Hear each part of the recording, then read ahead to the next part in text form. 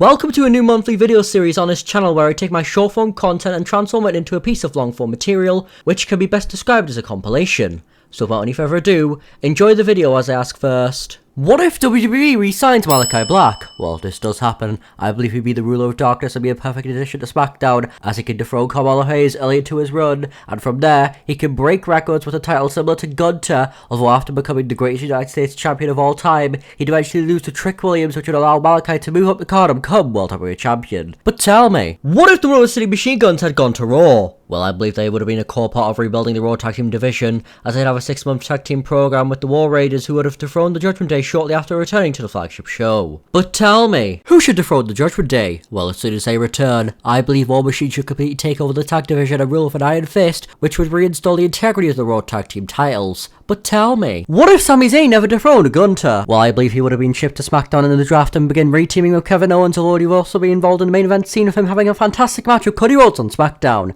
But tell me, what if Asuka never lost to Bianca Belair at WrestleMania 39? Well, had she dethroned Belair, I believe nothing would majorly change in comparison to our timeline, as Asuka would have just had a longer run as champion, although at Backlash, Io Sky and Bianca Belair would face Asuka in what will be a phenomenal triple threat match. But tell me, what if Braun Breaker didn't turn on Jey Uso? Well, had he stayed a face, I believe he would have been the next challenger to Gunther's World Heavyweight Championship, as their dream match would happen at Survivor Series. But who should win? And what would the next big thing do after this? Well, tell me, what if Chelsea Green brought back the Divas Championship? Well, if she did, she would probably receive Dirty Dominic Mysterio levels of heat, although Mission would dethrone her on SmackDown, with Mission immediately requesting for the title to be deactivated, which Nick Aldis mercifully grants. But tell me, what if Cody Rhodes never did what was best for business? Well, if he never pointed at Roman Reigns, he would have more than likely faced Ilya Dragunov at WrestleMania 40 and put over the future of WWE, which would allow Roman Reigns to face The Rock. But tell me, what if Cody Rhodes never aligned with Roman Reigns? Well, I believe that Jimmy Uso would be the one to team up with Reigns at Bad Blood instead of the American Nightmare, which would lead to Cody holding an open challenge in his hometown, which would be answered by none other than a returning AJ Styles. But tell me, what if the Crown Jewel Championship didn't exist? Well, at the show, Cody Rhodes would end up taking on Kevin Owens for the WWE title, whilst Gunther would also successfully defend his title against Goldberg.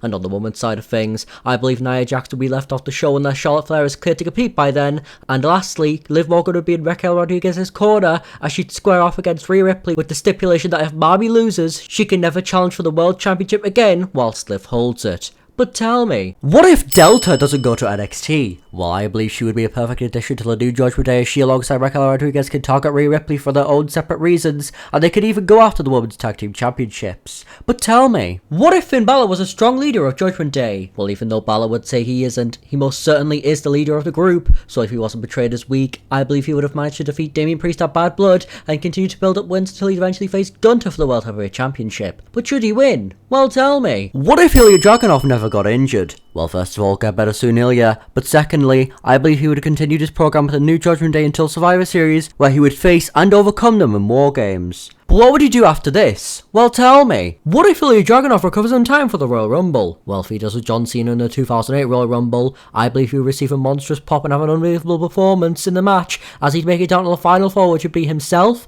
John Cena, Roman Reigns and Randy Orton. And from here, I'd have Dragunov eliminate the Tribal Chief and the Viper to cement that he'll be a main event act on Raw, although he'd lose out on winning the Rumble, as John Cena would win the 2025 Men's Royal Rumble match. But do you agree with this booking? Well, tell me, what if Julia had dethroned Roxanne Perez? Well, if Cora Jade never screwed the newcomer over, Julia would have been a dominant champion, as she'd successfully defend the new NXT Women's Championship against the likes of Cora Jade and eventually Stephanie Vaquer. But who would be the one to dethrone Julia? Well, tell me, what if Shawn Michaels had broken the streak? Well, had he continued his wrestling career, I believe he'd be propelled further into megastardom, as he'd be a cornerstone of WWE over the next 5 to 10 years, with him eventually having matches against the likes of Seth Rollins and AJ Styles. But who would retire HBK? Well, tell me, what if Jey Uso had defeated Braun Breaker? Well, had he retained, I believe he would have faced Pete Dunne and Ludwig Kaiser in big-time programs, although he'd lose to Dirty Dominic Mysterio or Bronson Reed. But who do you think would dethrone Jey Uso? Well, tell me, what if the Motor City Machine Guns don't go to SmackDown? Well, if they go to NXT, I believe they would face Fraxium for the NXT Tag Team titles, and what would be an absolute barnstormer with the duo picking up the win. But who would dethrone the Guns? Well, tell me, what if Kairi Sane never joined Damage Control? Well, had she not returned and screwed Bianca Belair at Crown crown jewel, I believe she would go to Raw and be a main event act in the women's division, as she'd be in the final 4 of the Women's Royal Rumble, the final 2 of the Women's Elimination Chamber match, and following WrestleMania, there'd be a tournament to crown a new Women's World Champion following Rhea Ripley's injury, with the finals taking place at Clash of the Castle, with Carrie defeating Liv Morgan thanks to Rhea returning to screw over the Revenge Tour, which would allow 2 big-time women's programs to take place on Raw. But who would Kyrie feud with? And who would dethrone her? Well, tell me. What if Jey Uso never quit SmackDown? Well, I believe he would have been embroiled in a long-term feud with Jimmy Uso and Solo Sikoa, which would culminate in tribal combat at WrestleMania 40. But who would win? Well, tell me. What if Obafemi never lost to Tony D'Angelo? Well, had he retained his NXT North American Championship, I believe he would have conquered the world title scene as well and become a double champion before being called up to the main roster. But tell me, what if Otis had faced Chad Gable? Well, I believe that if this did happen, then they would have had a big-time SummerSlam program, and following this, due to his popularity, Otis could challenge or possibly even dethrone Braun Breaker for the Intercontinental Championship. But tell me, how WWE should book Penta? Well, seeing as he'll have a year without his tag team partner, I believe he should debut at the Royal Rumble and have a WrestleMania program with Dirty Dominic Mysterio. And following his win, I believe he would dethrone Kamala Hayes for the United States Championship, although he'd eventually lose it in an open challenge to none other than Rey Fenix. But tell me, what if Raquel Rodriguez didn't return at Bad Blood? Well, had Liv been left on her own against Mami, I believe we would have seen a new champion as Rhea would have dethroned Liv, although on the following Raw, Raquel would have made a return and be Rhea Ripley's first feud as champion, which will culminate at Survivor Series. Then following this, Rhea's next program will be against the winner of the 2025 Women's Royal Rumble, Io Sky, which would end at WrestleMania with Io Sky dethroning Rhea Ripley. But do you agree, or do you think Rhea should retain? Well, tell me, how WWE should book the Raw Tag Team division? Well, to reinstall credibility to the division, I believe that time should be given for 4 teams to have interlocking feuds to each other on Raw each week, as these teams include New Day, who get a pep talk from Big E and don't split up, the returning War Machine, who are the ones to dethrone the Judgment Day,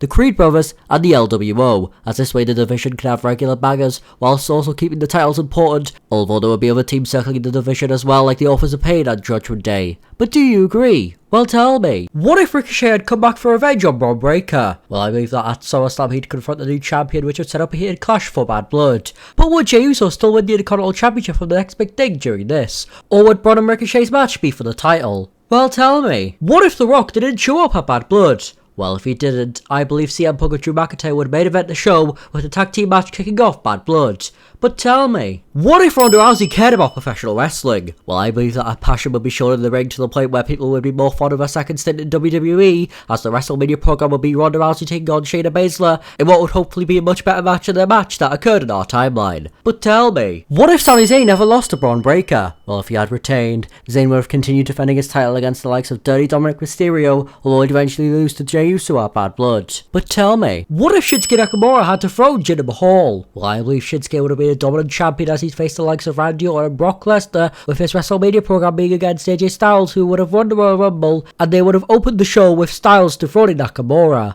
But would he still turn heel? Well, tell me, what if Sami Zayn never became the honorary Uce? Well, I believe he would be stuck in mid-card hell of him possibly having a program with Gunter. However, him eventually reuniting with Kevin Owens and dethroning the Usos would still occur, although it wouldn't be a main program on SmackDown. And from there, the rest is history. But tell me, what if Solo Sikoa had dethroned Cody Rhodes? Well, if this did happen, Solo would be a transitional champion as he'd eventually lose to Roman Reigns, which would set up Cody Rhodes against Roman Reigns, with The Rock screwing the OTC over. But tell me, how WWE should have booked Stardust? Well, I believe that Stardust should have been a split personality to Cody Rhodes, as Stardust can be a goofy but equally dominant character who oozes Cody's worst traits as a calculated, insane version of himself, effectively being the Joker but in wrestling form, whereas Cody Rhodes can still be himself and better yet the American Nightmare, although if he's struggling and doesn't know where to go, he could let Stardust in. So yes, basically make him similar to The Fiend. But tell me, what if the Street Profits had dethroned the Bloodline? Well, if they did, it would be because of a returning Jimmy Uso screwing the Tongas over. And following this, the Street Profits would be fighting champions as they defend the titles against the likes of Pretty Deadly and Los Lothario's, although they'd lose the championships to none other than the Motor City Machine Guns. But tell me, what if The Way reunites on SmackDown? Well, if Austin Theory joins DIY, Candice LeRae and Indy Hartwell, I believe they would be a dominant babyface faction,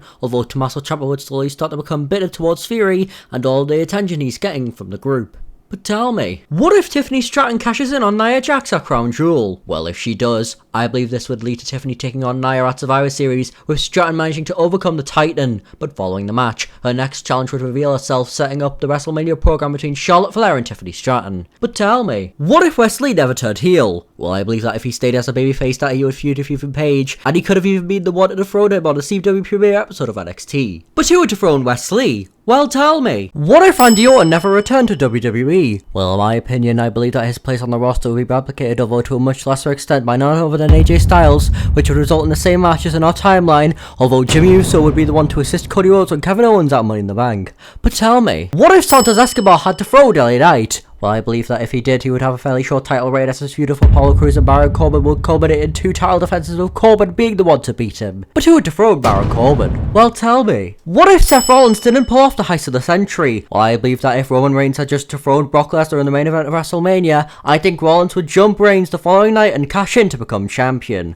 But tell me, what if The Rock never left for Hollywood in 2001? Well, I believe he would have had a rematch with Stone Cold at Backlash instead of the Raw after WrestleMania, although Austin would still win. Then in their third match in the year at SummerSlam, The Rock would pick up the win and dethrone the Texas Rattlesnake. But what would happen after this? Well, tell me, what if Triple H vs Randy Orton at WrestleMania 25 was a success? Well, I believe that people would be a lot more fond of the show if the match was contested in a Hell in a Cell, which would be a suitable end to their fantastic feud. But what would happen after? Well, tell me, who deserves a push in WWE? Well, to me, regarding the men's division, I believe Pete Dunne has shown that he can be a star given the right booking. Therefore, I think he deserves to have a run as Intercontinental Champion, as he could be the one to dethrone Jey Uso or Braun Breaker. But what about the women's division? Well, in my opinion, I believe Kairi Sane is single-handedly the most underappreciated talent in the women's division, as she has proven to be a phenomenal babyface in NXT, so I'd have her be the Iron Woman in the 2025 Women's Royal Rumble match, then climb up the ranks as a singles competitor, with Io challenging Rhea Ripley for the Women's World Championship. And finally, at SummerSlam, she would dethrone Io Sky in a triple threat match also involving Asuka, with Dakota Kai making a return after having time off and screwing Io Sky over. But who do you think deserves a push? Well, tell me, who should dethrone the Judgment Day? Well, as soon as they return, I believe War Machine should completely take over the tag division and rule with an iron fist, which would reinstall the integrity of the Raw Tag Team titles. But tell me, who should retire John Cena? Should it be CM Punk? Should it be Randy Orton? Well, I want your opinion. So tell me, who would thrive under the current landscape of WWE? Well, I believe a prime mid-2000s Shawn Michaels would be an absolute megastar to pull over, as even aside from his ties to the Clique, his in-ring abilities and character work would carry him to stardom, as he would have phenomenal stories with the likes of Seth Rollins and Gunther. But who else would he feud with? Well, tell me, what if Zelina Vega had dethroned Liv Morgan? Well, had Rhea Ripley screwed Liv Morgan out of the Women's World Championship, I believe Zelina would be a fighting champion and have title defenses against the likes of Shayna Baszler and Rhea Ripley, although she'd eventually lose the championship to none other than Io Sky. But tell me, what if Sami Zayn had dethroned Gunther? Well, the only way this could have happened is if Goldberg screwed the Ring General, and from here, Zayn would defeat Cody Rhodes at Crown Jewel alongside Braun Breaker at Survivor Series, with his WrestleMania program being against none other than a heel Kevin Owens. But tell me, what if Braun Strowman never got injured? Well, firstly, get better soon, Braun, but secondly, had he not torn his groin, I believe he would have been elevated up the card and begin a program with Gunther, which would run through the Survivor Series where the Ring General would retain, and once again he would defeat the monster of all monsters. But tell me, can Bruno Sammartino's WWE title record ever be broken? Well, although it would have to involve an introduction of a third world title to give wrestlers more opportunities, I believe that Gunther is the best bet to break the record, although it is highly unlikely he will hold a world title for over 7 years. But if anyone can do it, it would be Gunther. But tell me, what if Andrade had dethroned LA Knight? Well, I believe he would be a fighting champion and stand tall over the likes of Carmelo Hayes and Baron Corbin, although he'd eventually lose to Kevin Owens on the SmackDown before War Games. But tell me, what if Asuka never got injured? Well, if she was a part of the babyface Damage Control, I believe Io Sky would demand change within the group to lead to more success, which would allow Kairi Sane and Io Sky to still be a phenomenal tag team act, whilst Asuka can be propelled into the main event scene with Liv Morgan, which can start to set seeds for Damage Control's inevitable demise. But tell me, what if Cody Rhodes never returned to WWE? Well, regarding Roman Reigns' WWE title reign, I believe Randy Orton could have been the one to dethrone the Tribal Chief, although if this didn't happen, the other more logical option could be Seth Rollins. But who do you think would dethrone Roman Reigns? Well, tell me, do you enjoy this new monthly series, and do you want to see it continue? Well, let me know in the comments, but if you're looking for more lengthy one-time stories, I think this might interest you.